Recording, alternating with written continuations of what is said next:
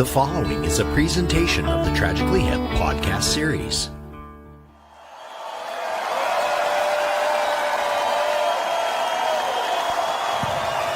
Okay, we are officially into uncharted waters.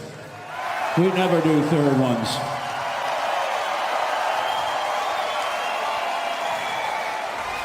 So let's see what happens. Your Hipstories, reflections from the final tour.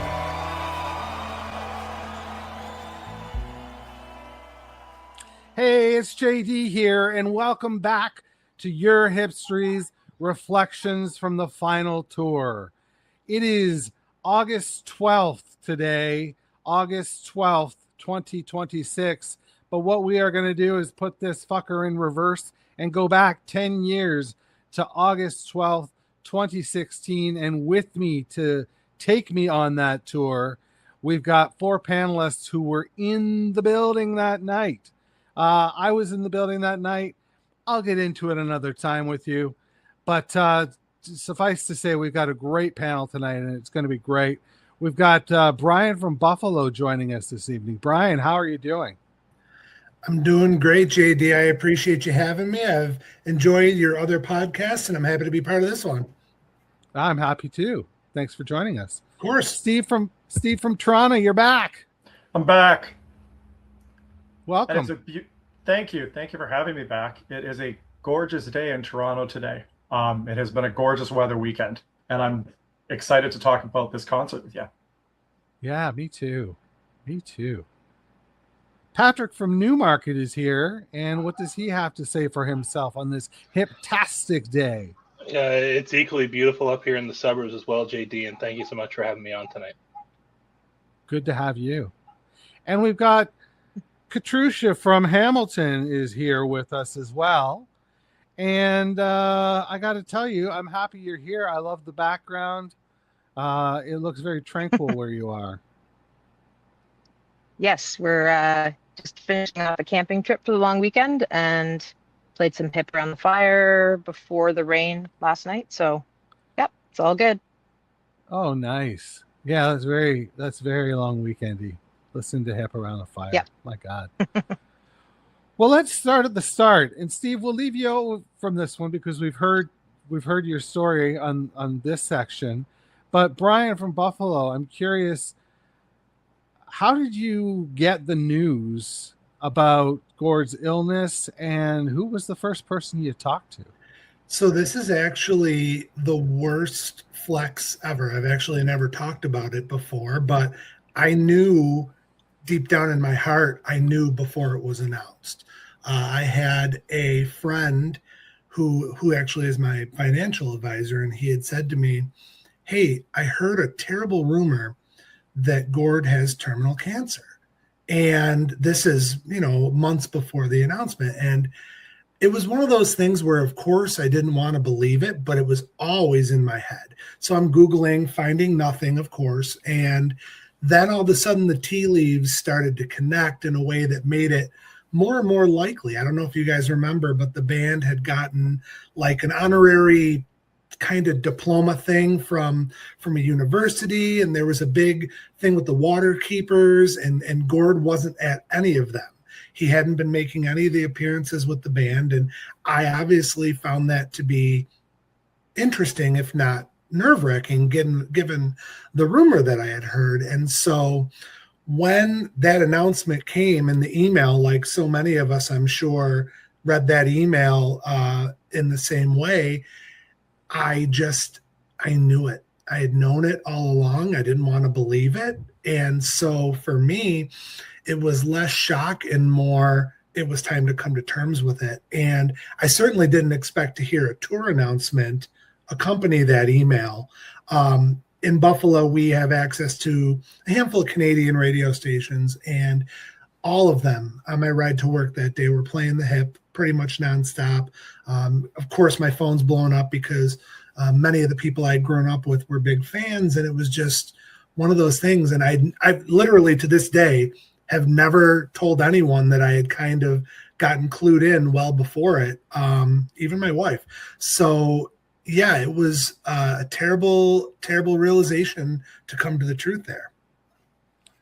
Holy shit balls. Yeah. Yeah, I would say so. Like I was on the hip base. Like I was never like asking anyone because I found that to be intrusive. I didn't want it to be true. So I wasn't going on like, did anyone hear this? But I was just kind of connecting the dots. And the more things that the band was doing that he wasn't a part of, the more I just kind of started to prepare myself that, damn it, maybe this is actually true.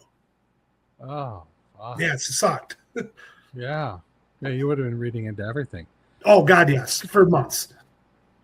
Katrusia, how about you? What was your first time you heard the news? What was going through your head?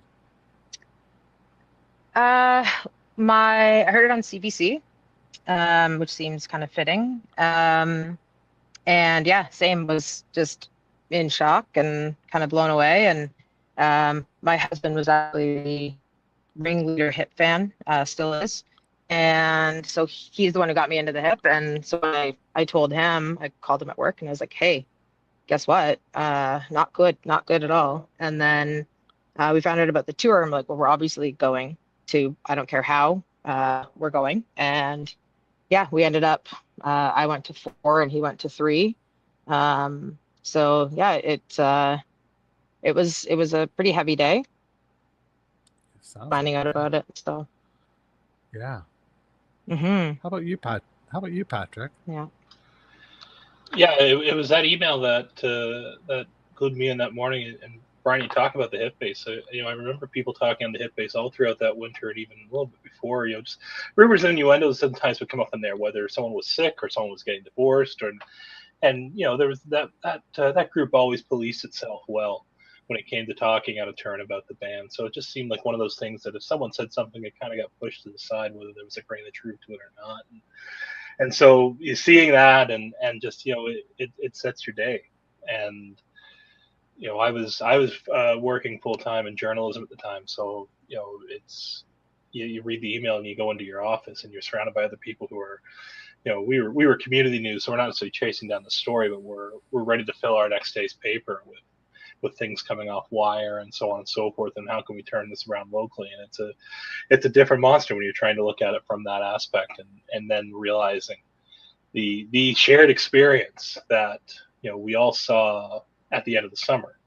To see that develop in real time with people that you never met before, or people that you had connection to, but you didn't realize that you had this new connection to as well, this shared love for this one thing. And I can't remember who I talked to first about it that morning, but I do remember, getting a message later in the afternoon, probably 6-7 hours later, from someone who had been at work and oblivious and just hadn't checked, hadn't had the radio on, and all of a sudden it's like, what's happening? What are you talking about? And and he set off. Okay, well, there's a tour. We got to go. And it's you get your crew together, you figure out who's going to try to get tickets to what show and what time, and I don't think any of us had any idea what was going to happen next, to be quite honest, but we got there in the end, and that's what the important part was for us. Take us through your ticket tale, like getting your hands on them. So I did 5 of the last 6. I did the 3 Toronto, Hamilton, and Kingston. And I like to think I might be one of the anomalies, is that I didn't pay more than face value for any of them. Wow. And so from the on sale, we had split up. I was the one who got Kingston. One friend got Hamilton, and our third friend was trying to get one of the Toronto shows. And we were actually, we struck out in Toronto. And that friend and I, we were talking back in the day. We had a contact at House of Blues, a guy who worked in accounting, which meant nothing except for the fact he knew the people who worked the doors, and he would get us on lists all throughout the GA venues in the city. So the stuff we saw in our early 20s and late teens was just absolutely mind-boggling. And I said to him, I go, it was so much easier when our pal worked there. And what we did is we sent him a message and just said, hey, thanks for the time. We really appreciated it. And it turns out that he still had some connections and was able to get us in on the internal. So night 3, we got through some friends at Live Nation. I'll only talk so much smack about Live Nation because there's still some good people who work there. But for night 1 and night 2, it was, I don't know if y'all remember, there were last minute drops, week of production holds and so on and so forth, and miserable standing room tickets, but you're in the room, and that was the case for me. Where night 1 I got about a week before, and I guess that was a Wednesday, and then I was just looking it up beforehand because they're all e-tickets, or at least the receipts are, and I don't delete anything because I'm, again, the journalist brain. You never know when it's going to come back, but. I bought this ticket apparently the day after night 1, and went the next night. And it was I was somewhere behind the 300s, essentially side stage, maybe even rear stage at this point in time. It's I don't know if it matters, to be quite honest. It was an experience to be there, and I'm just so grateful that it worked out. I actually have a funny ticket story from night 1, which is similar to Patrick's for night 2. I bought tickets the morning of the show. They were behind the stage. And then when we arrived at the venue that night, we discovered that the concourse behind the seats was actually under construction and the seats were inaccessible. So we got moved to the gondola. So we were actually in the roof for night 1. Wow. There's that Gord quote, a bird's eye view of a bird's eye view. We were basically on top of the stage for night 1. So for me, anywhere else for night 2 was going to be an upgrade. And I actually had a really good ticket for night 2. I got really lucky when tickets went on sale for that one. But to Patrick's point, it was whatever you can do to get in the building, get in the building. Like getting tickets for the Toronto shows. I mentioned this when I was talking about the first Calgary show. Getting tickets to the Toronto shows was a bloodbath. I think I underestimated how hard it was going to be to get tickets. I'm pretty good at getting tickets for most things, and that was hard. I have a note here. Wasn't sure if I was going to share this or not, but what the heck? We're all friends. Let's have a moment of honesty. I may have been on the toilet when I got tickets to night 2. But look, it was commitment to getting tickets in any way, shape, or form, and I wasn't going to let a small thing like needing to run to the washroom stop me, and that's where I got my night 2 ticket. So there's your moment of levity for the evening. I have no shame. No, that's hilarious. True story. Katrusia, you already mentioned that you got tickets, but is there a story behind it at all? Yeah. So we're a deadhead family. So buy, sell for face only is also our mantra. So generally speaking, we are also very good at getting tickets for all sorts of things.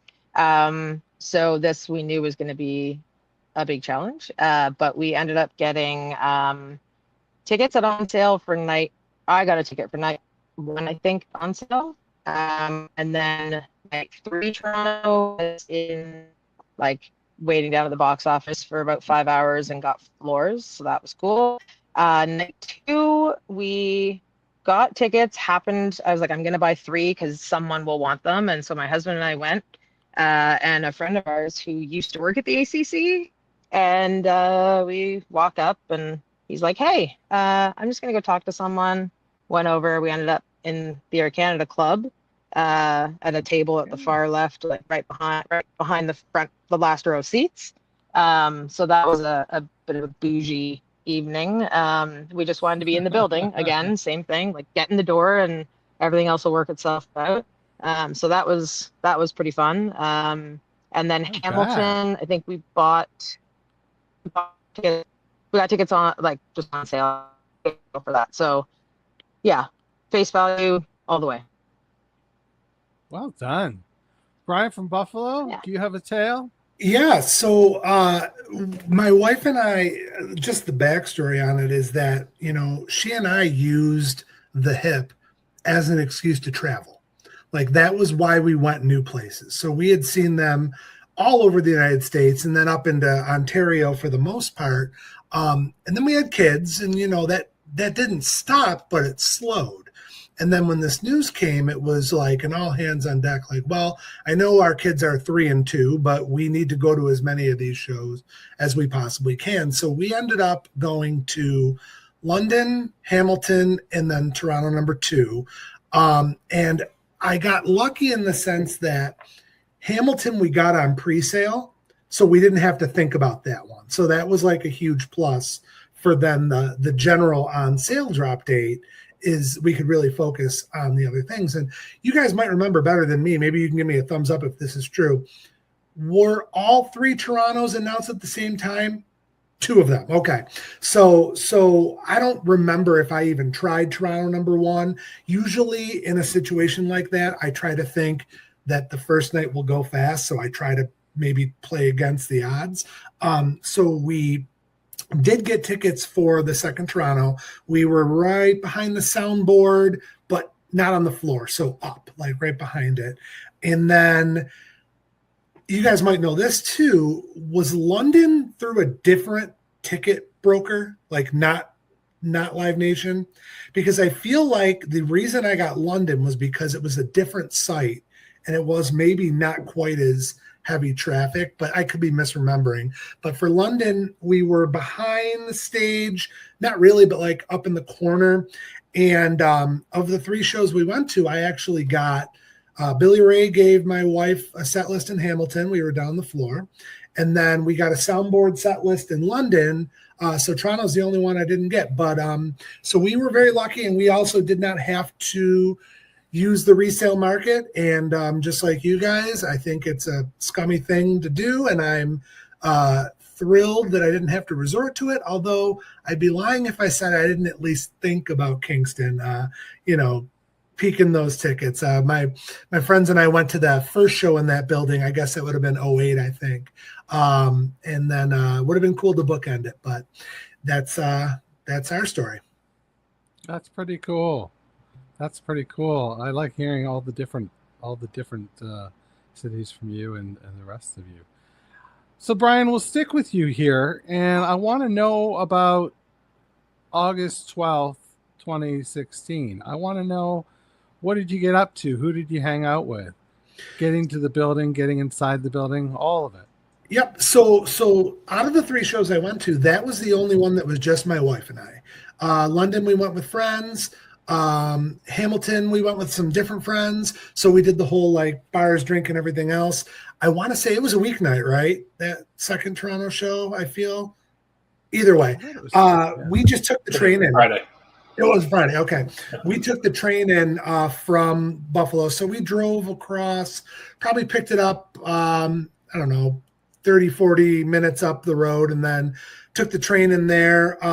But, something that really stood out to me, we had some drinks and everything else, but I'm sure you guys will probably remember it if you saw it. They had a really nice mural, like a Those Nights in Toronto kind of thing. And it was something like, 17 years and 20 shows and 1 icon or something like that. And took a picture near it. It's one of my favorite pictures from that whole tour. My wife was like, one of those girls that was putting the feather in her hat and doing the whole like thing like a lot of people were. And I just really love that picture that the 2 of us have outside the building. But for Toronto, that was probably my most like just really the concert. And, going into it, I was definitely having the thought of, I'm glad I have at least one more. And and I know we're going to talk about the emotions that people had as we go, but I remember personally feeling like I was just going to be able to enjoy this one. Because the first one, I was honestly nervous. Like that was London. And I was like genuinely scared. Like, oh my gosh, I hope everything goes well. Like I was still there. Even though they had done 10, 12 shows by then, I was still nervous to actually be there, to see the band, to see Gord. And then I knew I was going to be emotional in Hamilton a few days later. So honestly, for me, I was able to kind of just be in the moment and love and live the music and not have to necessarily have that sadness while I was for Toronto. That's nice. That you knew you had another day. Did you guys all have another day after this one? Yeah, I had a couple. I felt the same. Yeah. I also, I don't really, and I know this is sort of relevant, I guess, but up until the very end, I don't know about you guys, I thought the band was very careful in how they worded the tour in terms of the last show. I felt like they never definitively said this is our last show. And I bring that up because I was an eternal optimist. My wife and I ended up getting to see one of the Secret Path shows in Toronto. That was awesome. But there was a long-standing rumor in Buffalo that there were 2 nights blocked out for the early fall for our hockey rink.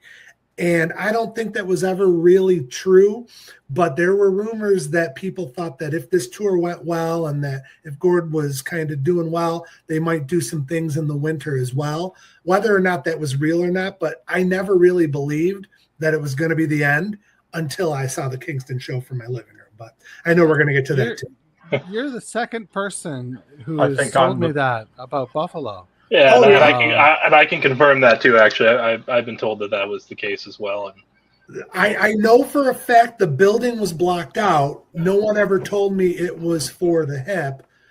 God damn, what could have been? Well, and echoing what Brian said, and I said this when I was talking about the Calgary show, at no point did I think that this was it for the band. Even after the Kingston show, I still had it in my heart that the band was going to continue as long as Gord was healthy, as long as any of them were healthy. This is a bit of a tangent, but after the Kingston show, one of the guys in front of me burst into tears and was sobbing, and I didn't know him. I hugged him and I said, "Hey, see you at the next show." And that was my attitude the whole tour. And at one of the Toronto shows, Gord made a comment about the next time we play here, and it, whatever it was, whether it was, it was a throwaway comment, but in the moment, it gave me that sense of hope as well. So I spent most of the tour not feeling like I was saying goodbye. And with Toronto, Toronto was the second of 3 nights in that building. So it wasn't even goodbye to the hip at the ACC. Right. So it was sort of, and it was a Friday night and it was a beautiful day. It was just an opportunity to freaking rock out. I don't think I had ever seen more. A hip show. Yeah, it was a hip show. There is more of a finality from night 3. I have never seen more people, more adults in my life cry than at the end of the 3rd night in Toronto. You're just walking through the concourse and, it's a puddle. And perhaps even more so than it was at the end of Kingston. And there's something about that second night. I was thinking about this today because out of my run, it's the forgotten night. Night 1 was, I didn't know how I would react to it. I didn't know how I would, because I did have the sense of finality. You couldn't convince me this wasn't it. Bearing some sort of, medical miracle or stem cell research or whatever. So I didn't know how I was going to react, and I didn't know what my emotions would be.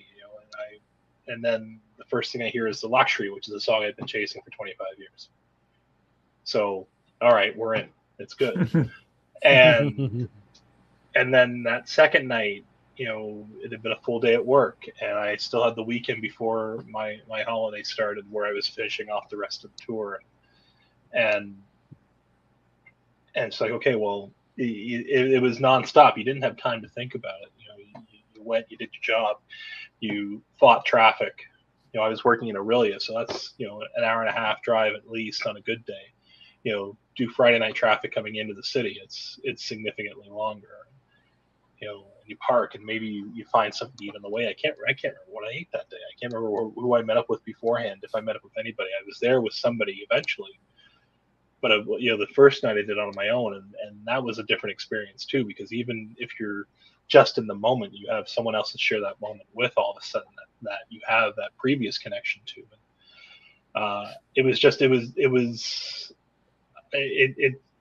There's so much of it I don't think I remember as much as I thought I would, and maybe that's all right too. It's there's a joy in the contentment of just being there, without photos or without videos or just oh yeah, you were there, and they played Throwing Off Glass. maybe that's all you need to know. We'll get into the set list in a bit because I think you guys had a tremendous set list. Katrusia from Hamilton. Yeah. What did you get up to on that fine summer day? Similar to Patrick, I don't remember the details of the day. I was coming off the high of night one still and the low of, the sadness, but we already had Hamilton tickets. So same as a couple of you have said, like I knew that wasn't goodbye just yet. And I mean, my son was 3 at the time. He's been to we were talking the other day. I don't know how many shows he never saw the Hip, but he's been to. I mean, Dolly Parton was his first ticketed show. That was that summer as well. I went to the Grateful Dead Fare Thee Well shows in Chicago the year before, so that was a whole ticket thing. So yeah, it's that day doesn't. I don't remember during the day, but I know we met up with our friend who worked there out front, and same thing. We did the picture under the banner, and that's a real nice one to have. And then I think we went to the Longos across the street. That's our usual pre-show. If you don't know about it, it's like a little wine bar underneath the Longos. So I think that's probably what we did. You got to gatekeep that Longos. No. Yeah, it's great. It's perfect. Cheap and little restaurant. It's great.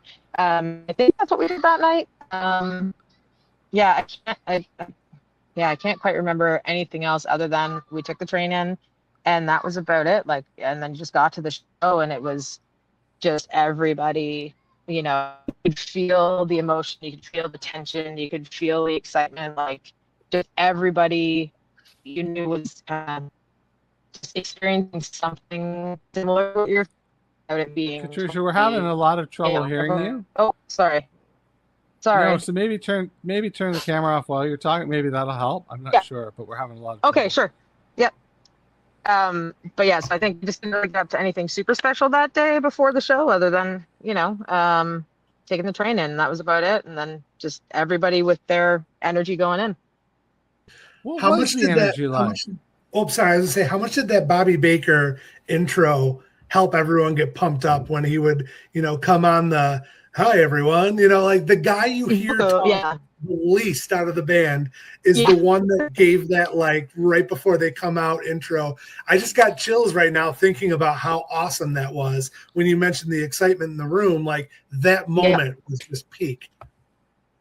Yeah, and even outside of the concourse, outside of the arena, right? They had the booth set up. Somebody was recording stories and stuff. It was just everybody was just amped up. It was great. It was great vibe. The pre-show music in general, that tour was pretty good. Punk rocker. Punk rocker. Yes, I am. And right before the stage, right before they took the stage every night. Did they do Out of the Blue off of All Things Must Pass on that tour too? I know that was the Fully Completely tour they came out of the Blue, but I think they had. I remember Punk Rocker. Punk Rocker was great. I'm a punk rocker. Yes, I am. Every night. I was just going through my calendar from August 2016. I appear to have toured a wedding venue the afternoon of the show, called the Enoch Turner Schoolhouse in downtown Toronto. And for some context, that tour took place against my wife and I had gotten engaged on Canada Day. So this tour was also happening against the backdrop of some pretty great personal memories. But yeah, I went from touring a wedding venue to night 2. I had just worked during the day. It had been a normal day, and it was a beautiful day. It was a lot like today for those of you who are in the G2. Well, I think most of us are in the vicinity of Toronto right now. It was a beautiful day. I also remember that. But the energy in the city that entire week was awesome. And that's something I will always remember too. It was a week to celebrate the Hip in Toronto. It was really, truly a celebration, wasn't it? It was, it was church, but it was a celebration. It was a lot of positivity and a lot of positive energy. Let's take a look now at the set list that you guys got that night. I'm going to pull it up. Yeah, this one, your rare record is like the least rare of all the rare records. We got frickin' In Violet Light, which is tremendous. Who wants to take us through the set list first? Steve, go for it. What are you thinking? A few things. Number one, courage into Locked into El Dorado to open a show. Number two, for me, the whitest of whales was Membership. So getting to hear that was special. But I want to focus on the In Violet Light songs. In Violet Light's a really special hip album for a lot of people. It's a really special one for me.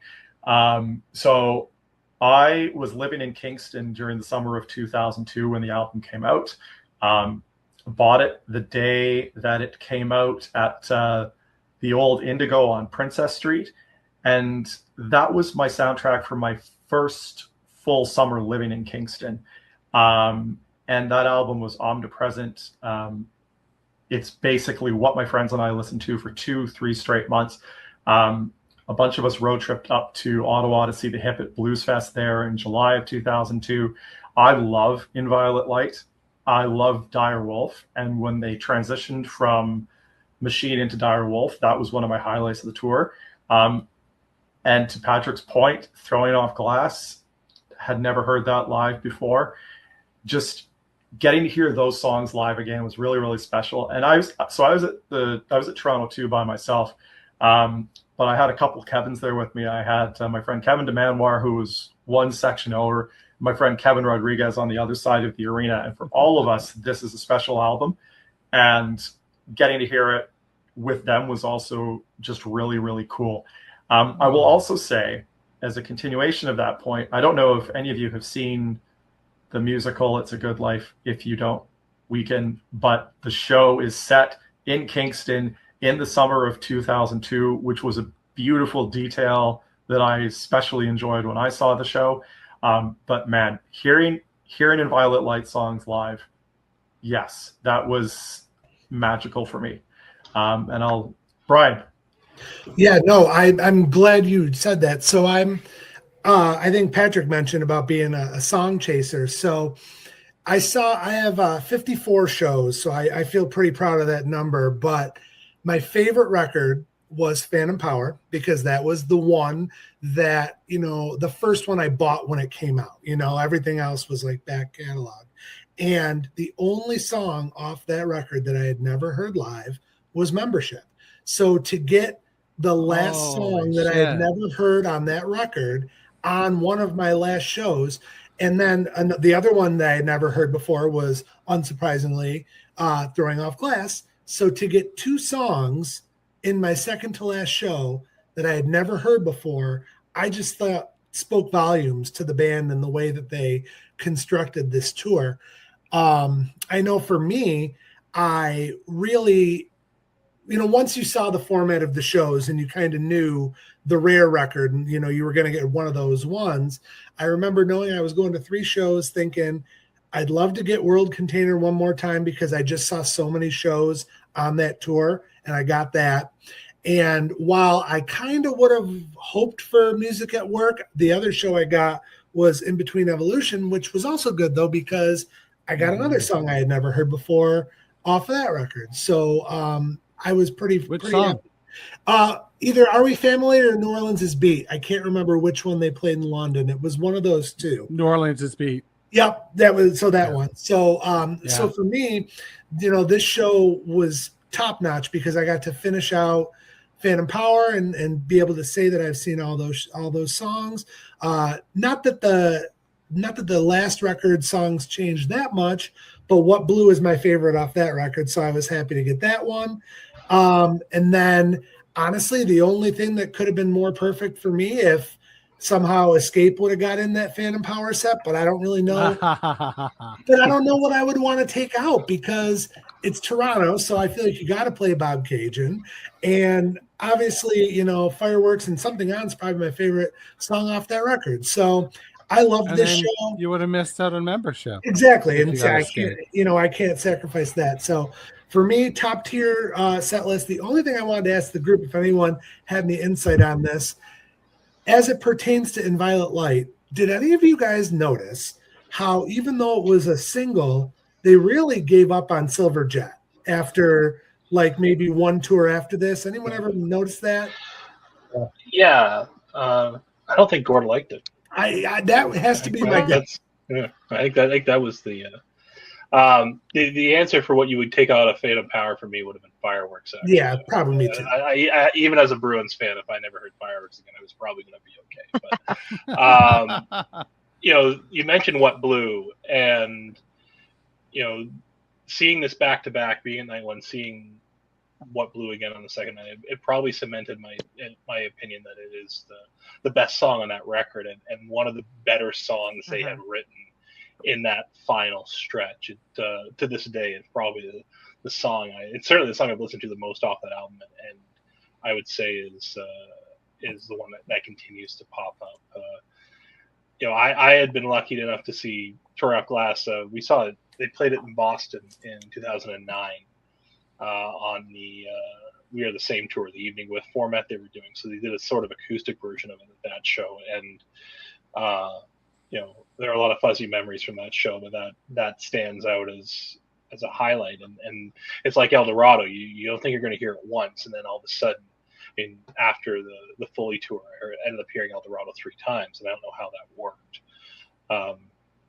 But it's a lot of it. And JD, I'm sure you're seeing us looking at all these set lists. There's a lot of Kingston in this set list. It's a very similar setup to that final show. The Fully Completely songs are different, and it's music at work instead of Environment Light. But that encore, the 2 encores, and then the third one, I guess too, is there. And then it's something else.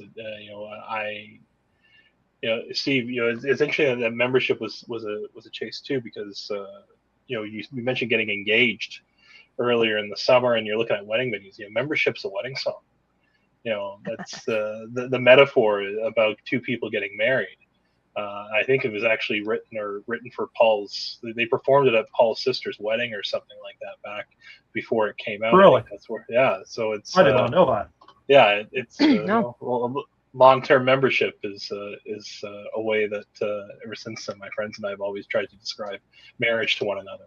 Well, and if I can just jump in really, really quickly, and this is a digression, but I really want to share this. Long-term membership, and in a couple of months, my wife and I are becoming parents for the first time. And today we sat down and had a little concert for the bump. And the first song that I played the bump on guitar was not played this night, but it was Wheat Kings. And I played Wheat Kings because I'm a very, very amateur guitar player, and it's a very easy song to play. But we gave them their first ever show in the living room tonight, and the first song they heard was a hip song. So, sorry. Back to the sound. That's I really just wanted to share that.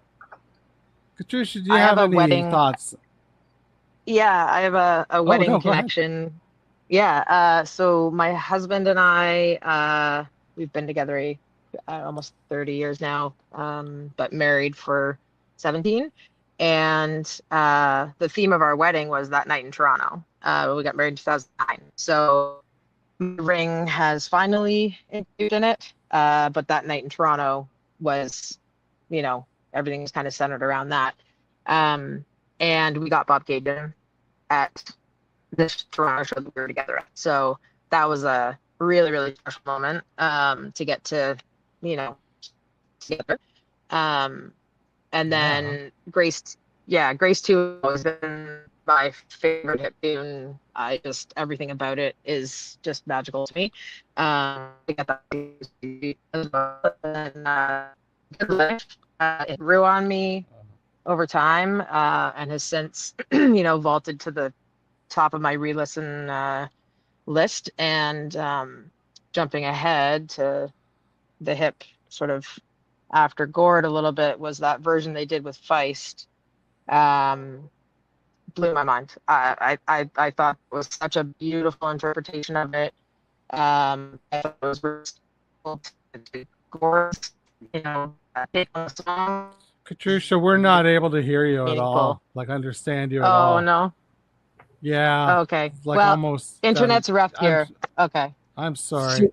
To what she was saying, though, I will kind of jump in on and help her out a little bit, because one thing I definitely felt, I don't know if you guys felt the same way.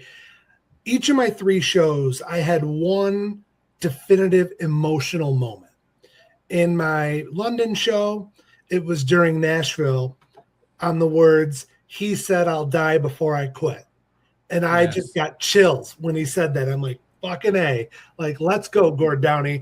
And then in Hamilton, he was just telling a story along the lines of, the first time we were here, we played to no one. And then the next time there was 2, and then 4, and then it kind of grew from there. That was my emotional moment in that show. But in this show, I don't know if it was performance art from Gord, but God, Grace 2 was emotional this night. I have this distinct the memory of the camera zoomed on his face during the outro just was screaming emotion to me. I don't know if you guys had that same thing, but that moment, and then the I gotta go, it's been a pleasure doing business line and Scared. Those 2 moments, coincidentally from the same record, those 2 moments were the most emotional parts of that show for me. I've got two. Yeah, I bet. 2 really enduring memories from the show. Blow It High Dough and Ahead by a Century. And during both of those songs, especially Ahead by a Century, I remember looking around the ACC, and every single person in the building was standing. There was no one sitting. Everyone was on their feet. I remember Ahead by a Century looking sort of across into the back corner of the upper deck, and everyone was on their feet, and everyone was singing every word to every song. I've had a lot of really incredible memories in that building. I've had a lot of really incredible hit memories in that building. Setlist.fm tells me I've been there 39 times for shows. Number 40 is next week for Rush. But of all the times being in that building, I've never seen a crowd like the crowd during Ahead by a Century. And just thinking to all the shows I'd seen, all the hip shows, I should say, I'd seen there over the years, and thinking of, friends, my friends Talia, my friends Mike, people who weren't at that show, but who I'd had so many special hip memories in that building with. It was just an overwhelming moment. And I will say, I make these sort of sweeping statements every so often, but with this one, it's actually pretty easy for me to make. I didn't hit Brian's threshold of 54, but I got to 32 hip shows, and this was my, if there's such a thing as a qualitative best hip show, in my opinion, for me, this was it. It was an absolutely stunning night, and those were the 2 songs that sealed it for me. Obviously, it's impossible to say there's an objective best show you've ever seen. Everything's contextual, but just so much also fed into that night. And then with them closing with Ahead by a Century, it was a magical moment. And that is the one I cherish from the show. And that outro, too, of Ahead by a Century for a final song. And I don't know if you guys remember it, but it was most of the shows, but just the way Gord walked up and down the stage and just gave those little nods to the people that were looking at him. He made eye contact, just give a nod. And with an outro like Ahead by a Century, I just felt like that moment just could have lasted forever. And it's a strange show closer, too. And Patrick, you were saying earlier how there's bits of the Kingston set list all over Toronto, too. I thought Ahead by a Century was a strange closer until I saw it as a closer, and then obviously Kingston, and then it became like this iconic moment. But it didn't work until it did. And then it worked so unbelievably well. No, I felt the same way the first time I saw a Long Time Running close a set, which I think was one of the New Year's shows in the Hammer. Brian being the Buffalo guy, you might be able to help me out here. I think it was 2002.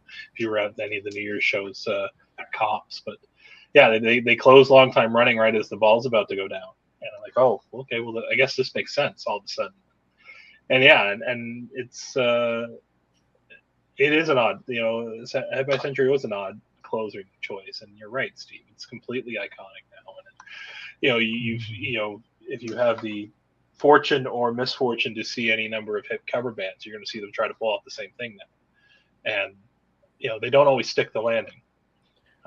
No. Ahead by a Century should never be played live by any band, whether it's a tribute band, a cover band, what have you. No one should touch that song. It's sacred now. The one thing I'll say number too. 42 in baseball. Yeah, right. I almost wore my Jackie shirt tonight, but I'd been in the to your point, the number of shows I've seen in that building and other events. I remember the Raptors were in a playoff run that year, and they went to the conference finals. They lost to the Cavs with one of LeBron's years in Cleveland. And I was at Game 3, which was the first game in Toronto of that series. And at that point in time, I was pretty convinced it was the loudest I'd ever experienced that building until these 3 shows. And more specifically, the applause at the end of these 3 shows. It just kept growing and growing. And I look at this set. There's just so much here I like. And that's the thing. And that was the thing about all of these shows is that you had no idea what to expect. Especially if you look at some of the sets from the Foley tour is a write-off, in the sense that you're not getting anything really with that record. The Plan A tour had its moments, but there was a lot of, it stayed the same for a lot. Yeah, very much so. So you're like, what do you expect? What are you going to get here? And when you're dealing with someone who is as sick as Gord was, you can't fault them if they're going to start painting by numbers here. And they did the exact opposite. They changed it as much as they had in 25 years at this point, 20 years at this point. So totally. I remember too thinking like that, because I'm sure like you guys, unless you were there, but I was watching some guy on his phone. I think his name was Juan. Juan had the good feed for the first night. And when they started off that first show with Boots and Opiated, I remember thinking like, okay, like let's go, because just like any other band, the hip went through phases. And for me personally, my favorite string of shows because of the variation was that 06 Summer Fling tour. Where they did Guelph and Toronto and Lewiston, and they were and they brought back 38 years old on that tour, and it was just amazing. But then once you started to see the pattern, so to speak, of how they were formulating these shows, it just made it so exciting, because every show you knew you were going to get either Now for Plan A or We Are the Same or whatever, and that was exciting in and of itself. Not to mention the fact that you were going to get like usually at least one deep track from the main albums that they were playing, and it was so great. And it was like, I don't know about you guys, like my white whale is Cordelia. I never got it, and and I thought if there was ever a time, once I saw how this tour was getting constructed, but no luck. I had a similar experience with Every Time You Go, where they played it. The last 2 times they played it, I was at the shows the night after. Yeah. I was covering the Way Home Music Festival in 2016. That was up at Burroughs Creek, and it's the weekend for that year were the weekend they were starting out west. And I remember being in the media compound the morning after that first show, just kind of talking shop with some of the other people covering the festival. We're just like, "You're kidding me, right?" They played that. They opened with that. And and Torkel Campbell from Stars walks out with a homemade "Doing It for Gord" T-shirt. The Arkells covered music at work that weekend. It was, just watching that love develop. Not just among, the people in the crowd, but you realize just how deep that connection went with the people who were on the stage, and just the influences that came about. And you would see it.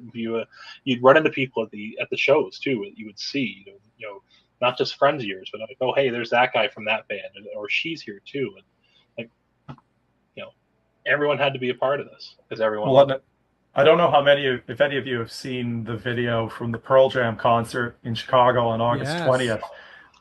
But Eddie Vedder talking about Gord and the Hip and the band dedicating light years to the Tragically Hip and to Gord Downey.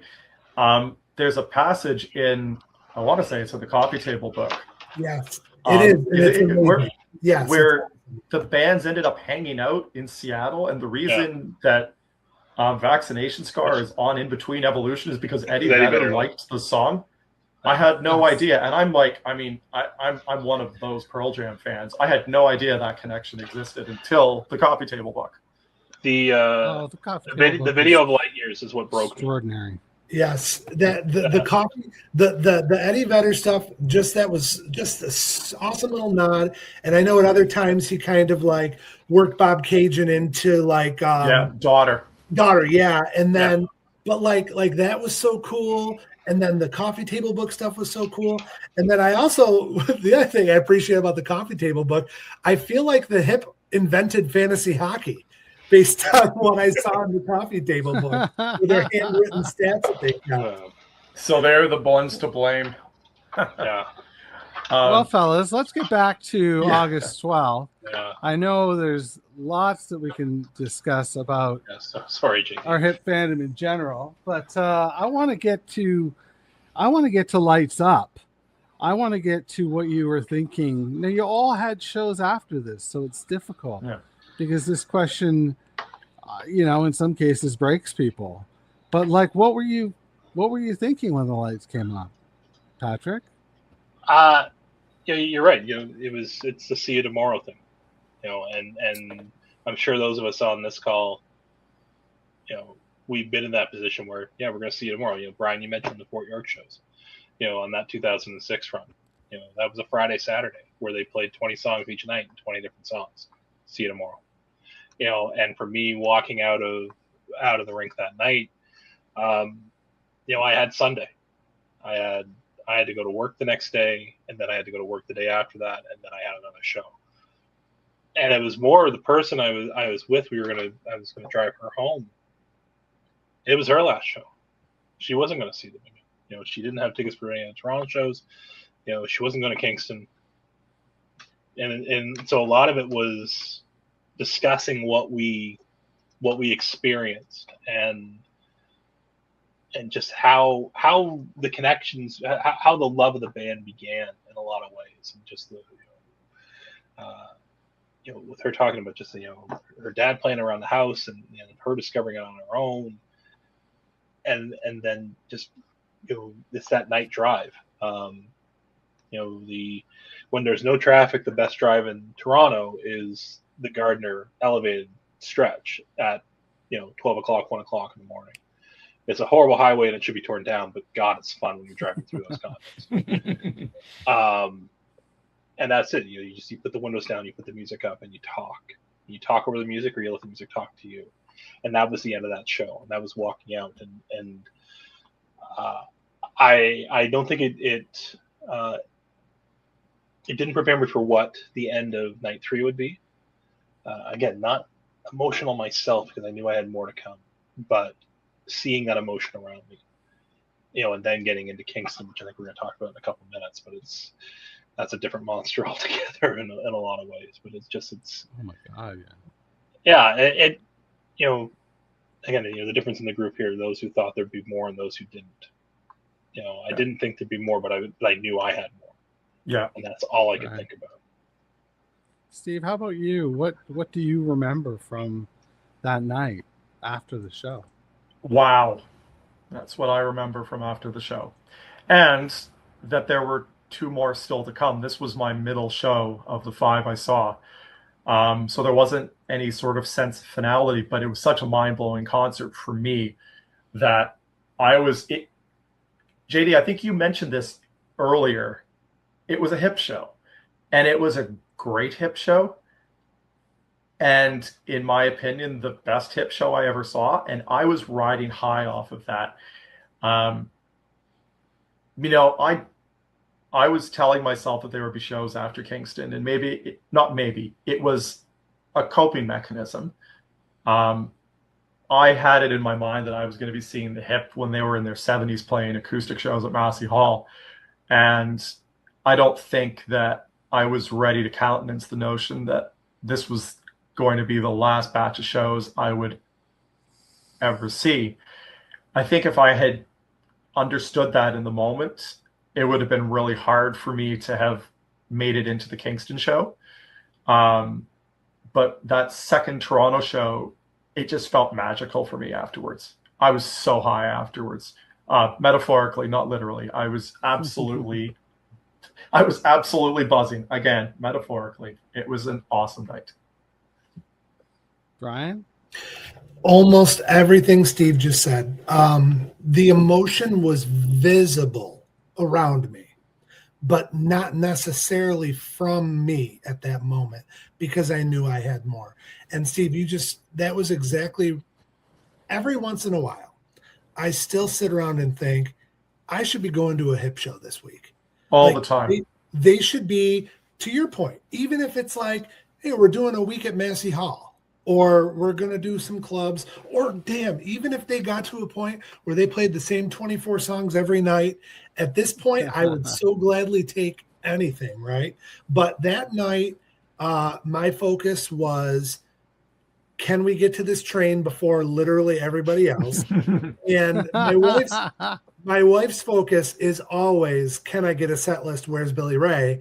And we were not close enough to the stage or the soundboard for either of those two things to occur. But the emotion around me, palpable.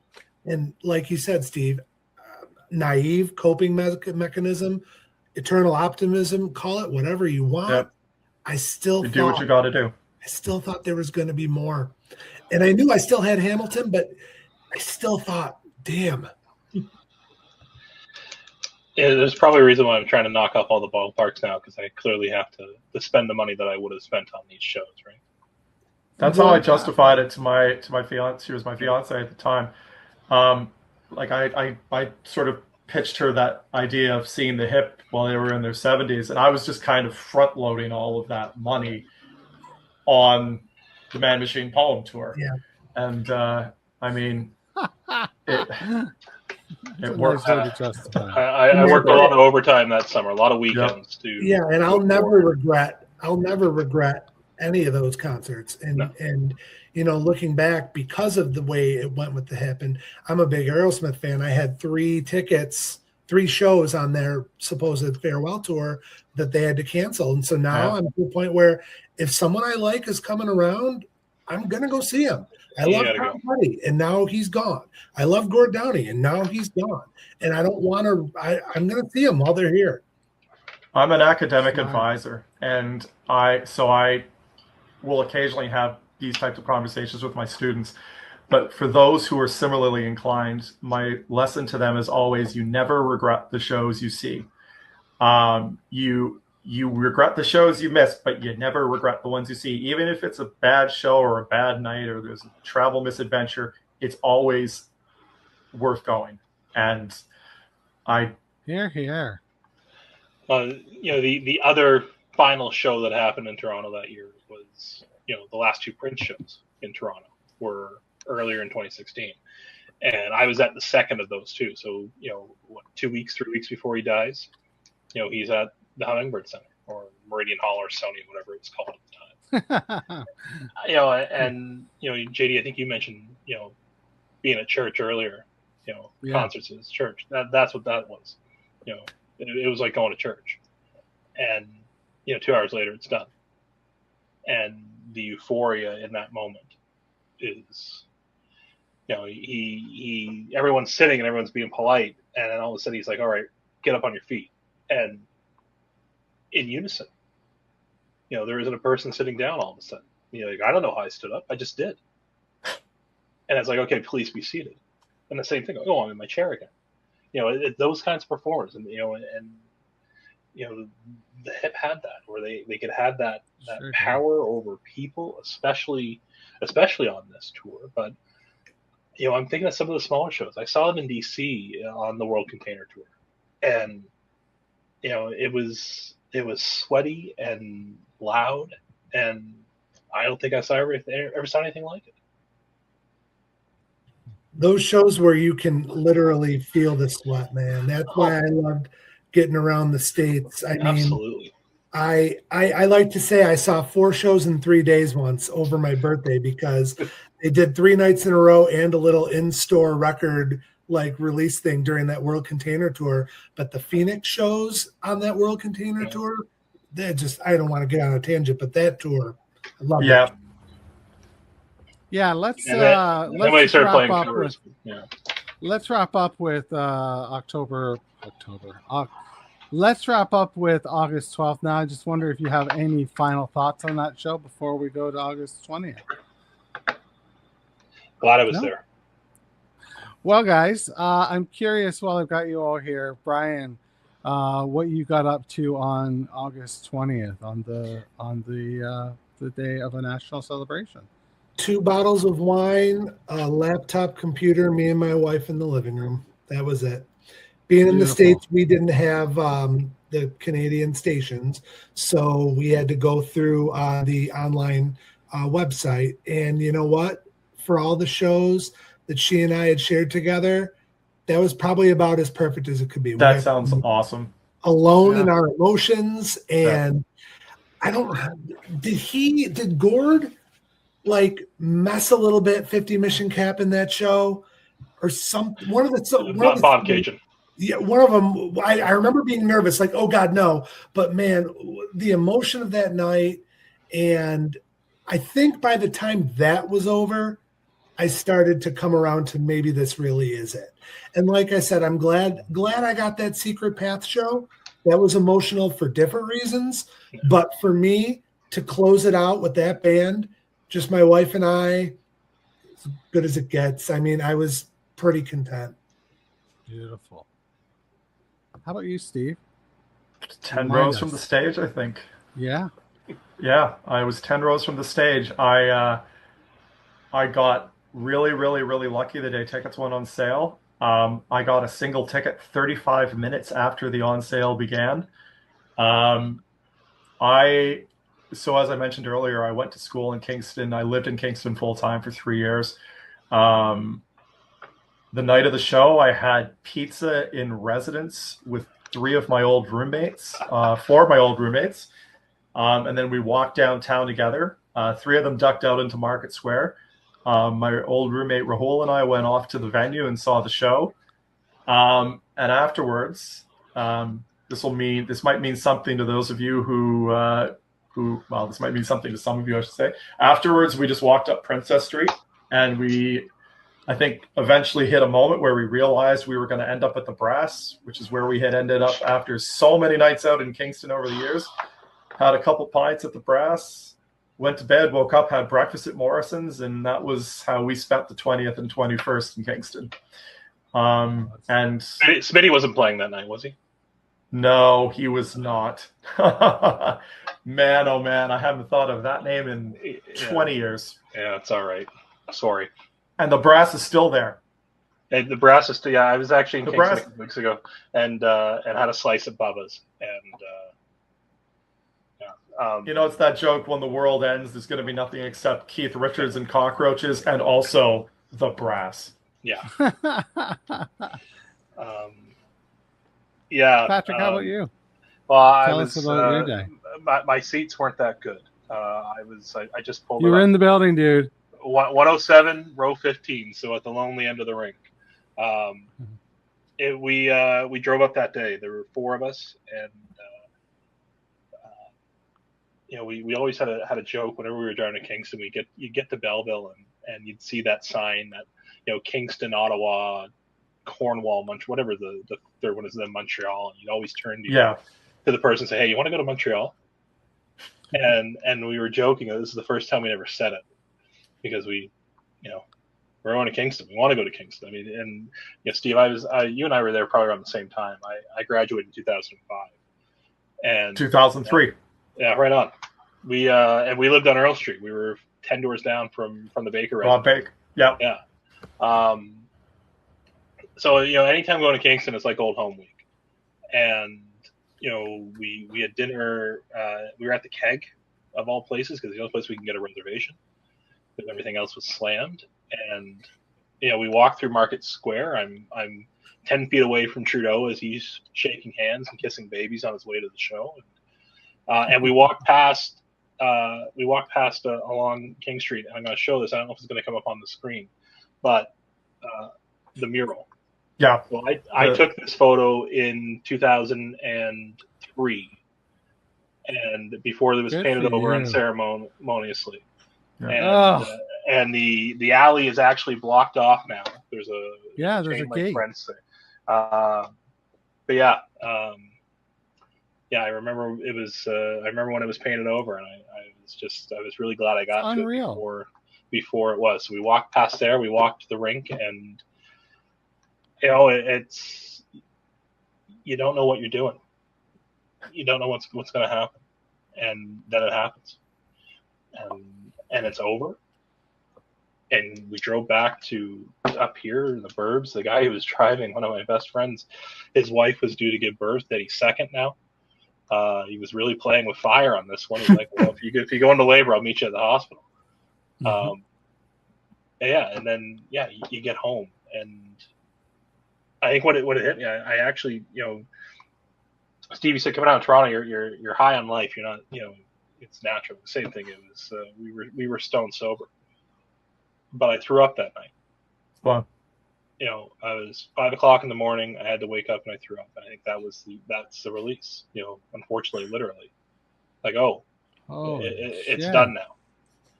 And then the next morning you're watching that video of Eddie Vedder in Chicago, saying this one's for the friends up north. Good night. Their little gathering, from our gathering to their gathering. Yeah. It was if you were a robot, you're no longer a robot. I actually just remembered something else I did on August 20th. I drove from Toronto to Bobcaygeon, and I stood under the Bobcaygeon sign, listened to Bobcaygeon, and then drove on to Kingston.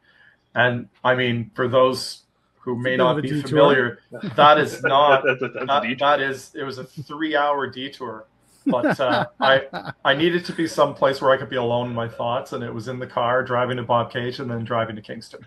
You should have just gone to the Baskin Robbins on Danforth Avenue that he walked his daughter to when he wrote the song. I just took a picture. I felt that I needed to do this. I took a selfie, and then I just got back in the car and just kept going. It's the only time I've ever been to Bobcaygeon. Well, I think that's really cool. I figure if anyone's going to understand, it's the people in this room and the people who are going to spend an hour and 15 minutes listening to this. When we were going off on those tangents earlier, there was part of my brain that was like, I wonder if we should rein this back in. And then the other part of my brain was like, no. The people who would listen to this podcast want the tangents. They want to hear about Eddie Vedder tagging daughter with Bobcaygeon. Or when that last Toronto show where they actually they called the audible because someone had a sign in the audience that said light years for Gord. And they also came out to what is it, here and here from Secret Path, and Safe is Dead, I think, one night too, and it's the connection between those bands is special. Or Jeff wearing the Gord fucking Downey shirt. Yeah, there's definitely a lot of similarities. Like you can not necessarily sonically, but the way the fan bases are and so passionate. Obviously, the one band is more internationally renowned, but the way you fixate on song choices and stuff, that's all very similar. The way they conduct their business, exactly. Yeah. Well, fellas, it's been really good having you around the table tonight. I wonder if you have anything you would like to plug, Brian from Buffalo. No, I'm just a lowly teacher. I've got nothing to plug, just a fan. Happy to be here, and I genuinely appreciate the invite and being part of the conversation. Thanks, guys. No, I'm going to plug Brian from Buffalo. You're not just a teacher. You're doing the most important thing in the entire world. Oh, thank you, Steve. I appreciate that. Every once in a while, I have a middle schooler that knows the hip, so that makes me happy. Oh, that's very cool. Patrick? Nothing really to plug too much, JD. I still keep the journalism fires burning from time to time, and I think everything that I'm going to be at this summer before this gets released. So maybe next year you see me at Mariposa, say hello. Will do. Well, for those in the chat this evening, I want to thank them. I want to thank anybody who listened on the podcast, but most importantly, I want to thank Brian from Buffalo, Steve from Toronto, and Patrick from Newmarket, because without them, there's not a show. It would just be me sitting here going, hey, or whatever, something like that. Thanks, guys. Pick up your shit.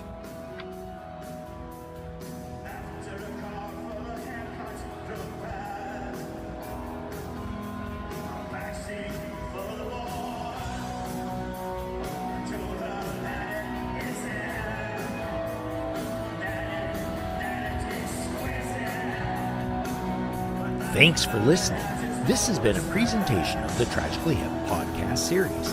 For more information and to follow us, visit home.tthpods.com. If you'd like to reach JD, send an email to jd@tthpods.com.